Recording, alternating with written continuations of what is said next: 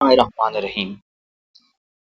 ٹیپو سلطان ایک عظیم بادشاہ گزرا ہے جس کو اس کی فوج اور میر صادق نے غداری کر کے انگریزوں کے ساتھ ساز باز کر کے سرنگا پٹم کے قلعے کو فتح کروا دیا تھا، اور ٹیپو سلطان ان غداروں کے ساتھ لڑتا لڑتا شہید ہو گیا۔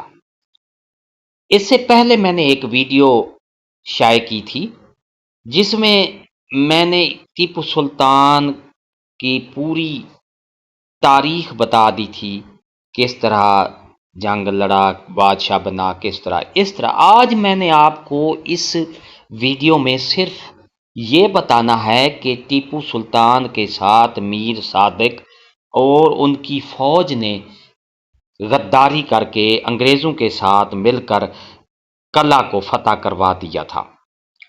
اس سے پہلے میں ٹیپو سلطان کا تھوڑا تعارف بھی بتاتا چلوں۔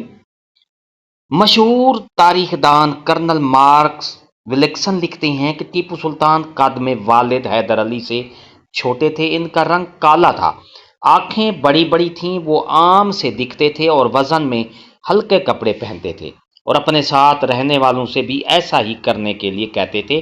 ان کو بیشتر گھوڑے پر سوار دیکھا جاتا تھا، وہ گھوڑ سواری کو بہت بڑا فن مانتے تھے اور اس میں انہیں مہارت بھی حاصل تھی۔ انہیں ڈولی میں سفر کرنا سخت ناپسند تھا۔ ٹیپو سلطان کی شخصیت کی جھلک پر اگر نظر ڈالی جائے تو ایک کتاب an account of Tipu Sultan کوٹ میں بھی ملتی ہے، جس کی تفصیل ان کے منشی محمد قاسم نے ان کی وفات کے بعد ایک انگریز تاریخ دان کو دی تھی۔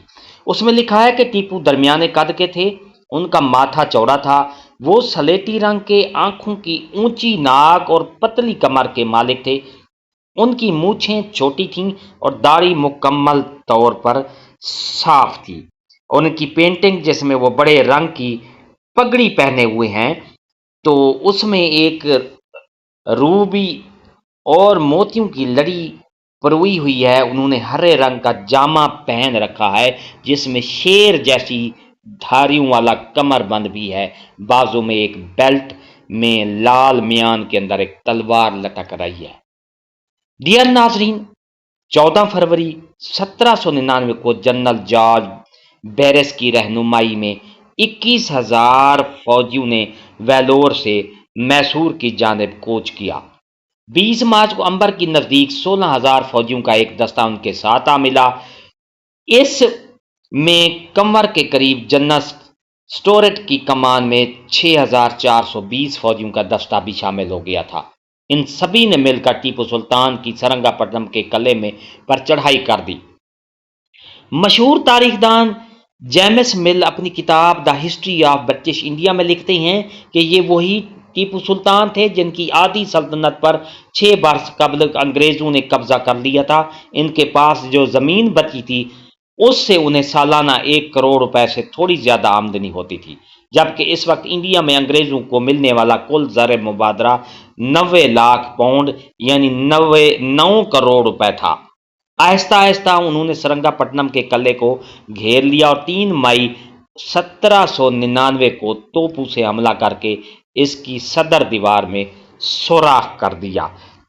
ڈیئر ناظرین، ایک اور تاریخ دان لشنگٹن اپنی کتاب لائف آف ہیرس میں لکھتے ہیں، حالانکہ سوراخ زیادہ بڑا نہیں تھا تو بھی جارج ہیرس نے اپنی فوجیوں کے اس کے ذریعے قلعے کے اندر بھیجنے کا فیصلہ کیا۔ اصل میں ان کے پاس کوئی اور راستہ نہیں تھا، ان کی فوج بھوکی تھی۔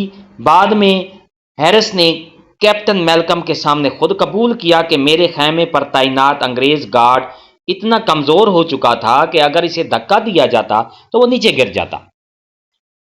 ایک اور تاریخ دان میر حسین علی خان کرمانی نے اپنی کتاب ہسٹری آف ٹیپو سلطان میں کرنل مارک ولیکسن کے حوالے سے لکھا ہے، ٹیپو ایک کمانڈر ندیم نے تنخواہ کا مسئلہ کھڑا کر دیا تھا، اس دیوار کے سوراخ پر تعینات فوجی بھی اس کے پیچھے چل دیے۔ اسی وقت انگریزوں نے پیچھے سے حملہ بول دیا۔ اس درمیان ٹیپو کے ایک بہت وفادار کمانڈر سعید غفار انگریزوں کی توپ کے گولے سے ہلاک ہو گئے۔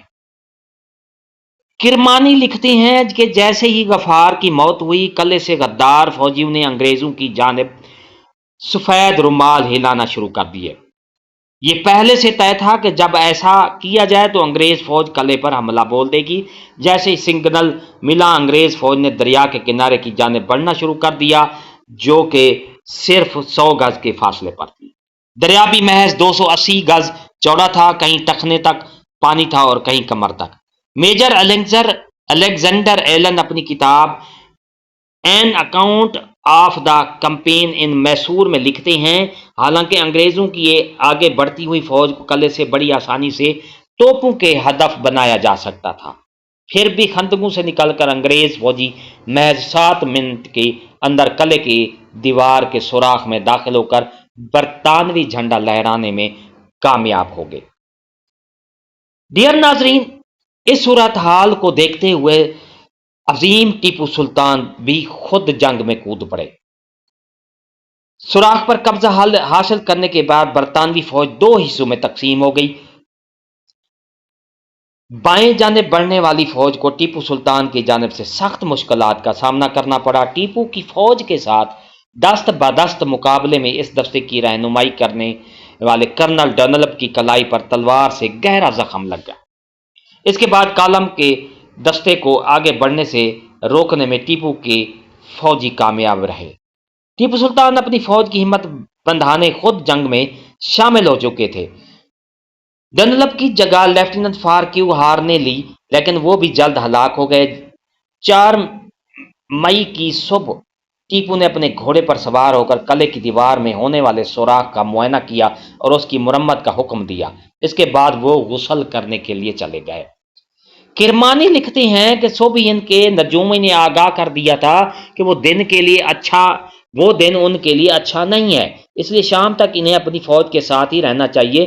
غسل کے بعد ٹیپو نے غریبوں میں پیسے بھی بانٹے۔ چینا پٹنہ کے ایک پجاری کو انہوں نے ایک ہاتھی، تل کی ایک بوری اور 200 روپے دیے۔ دیگر برہمنوں کو ٹیپو نے کالی بکری، کالے کپڑوں سے بنی ایک پوشاک، 90 روپے کے علاوہ تیل سے بھرا ایک برتن بھی دیا۔ اس سے قبل انہوں نے لوہے کے برتن میں رکھے ہوئے تیل میں اپنا سایہ دیکھا۔ ان کے نجومیوں نے بتایا تھا کہ ایسا کرنے سے ان پر آنے والے مصیبت ٹل جائے گی۔ انہوں نے محل میں واپس لوٹ کر رات کا کھانا کھایا۔ کھانا شروع ہی کیا تھا کہ انہیں اپنے کمانڈر شہید غفار کے ہلاکت سے متعلق خبر ملی۔ غفار قلعے کے مغربی سرے کی حفاظت کے لیے تعینات فوج کی قیادت کر رہے تھے۔ لیفٹیننٹ کرنل الیگزینڈر بیٹسن اپنی کتاب a view of the origin and conduct of the war with Tipu Sultan میں لکھتے ہیں، ٹیپو یہ خبر سنتے ہی کھانا چھوڑ کر اٹھ گئے۔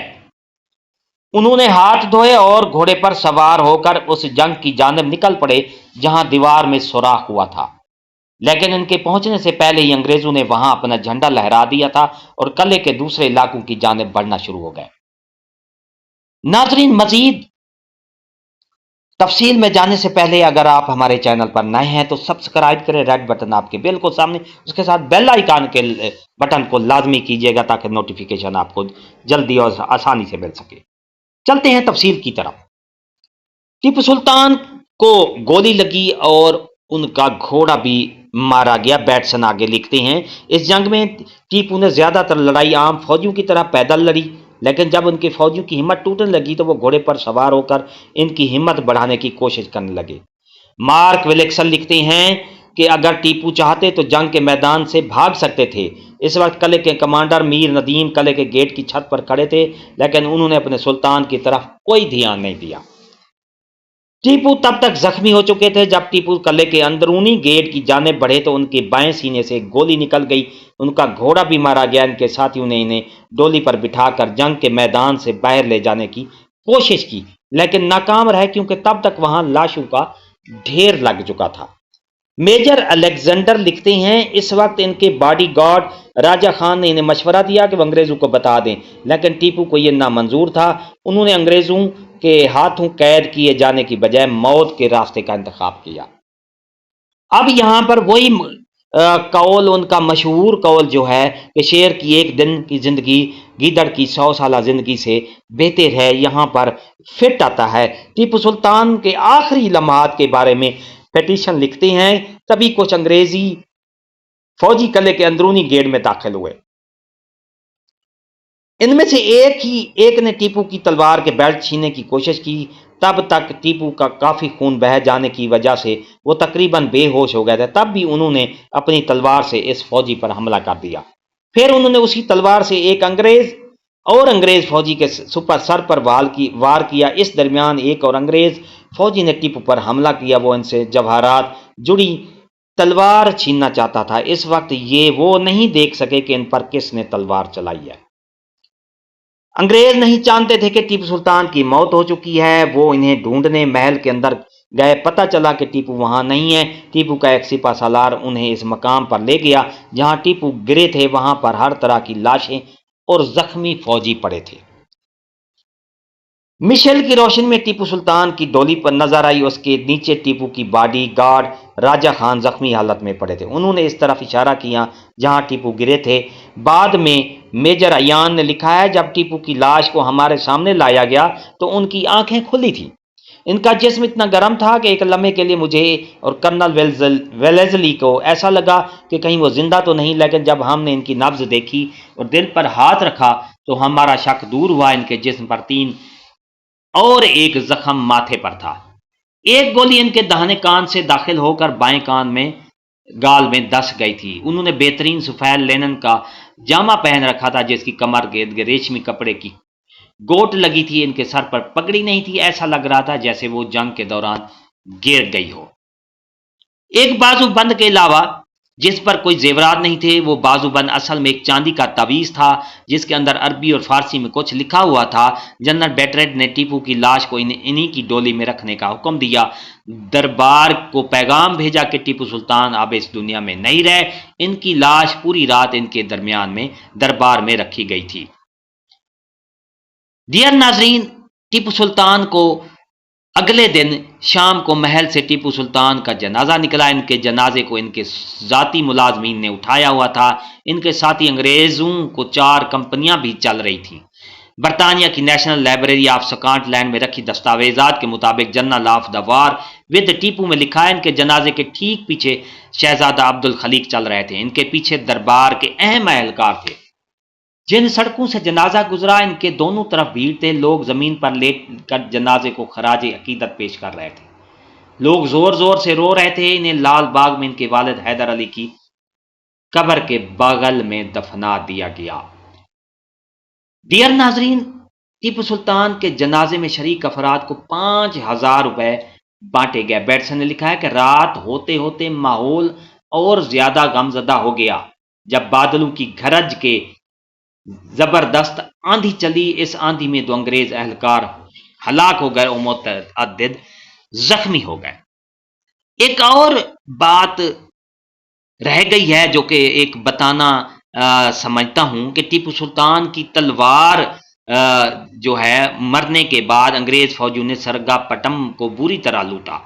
پھر بھی ٹیپو کا تخت، ہاتھی پر بیٹھنے کی چاندی کے سیٹ، سونے چاندی سے بنی پلیٹیں، جواہرات سے جڑے تالے، تلواریں، مہنگے قالین، ریشم کے بہترین کپڑے اور جواہرات سے بھرے 20 بکسے عام فوجیوں کے ہاتھ نہیں لگے۔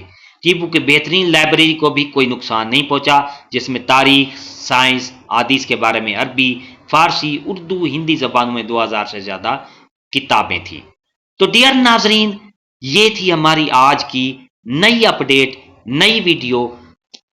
اگر آپ کو پسند آئی ہے تو لائک کریں، سبسکرائب کا ریڈ بٹن آپ کے بالکل سامنے ہے، اور اس ویڈیو کو شیئر بھی لازمی کیجیے گا کیونکہ اس میں آپ کے لیے ایک بڑی زبردست معلومات ہیں۔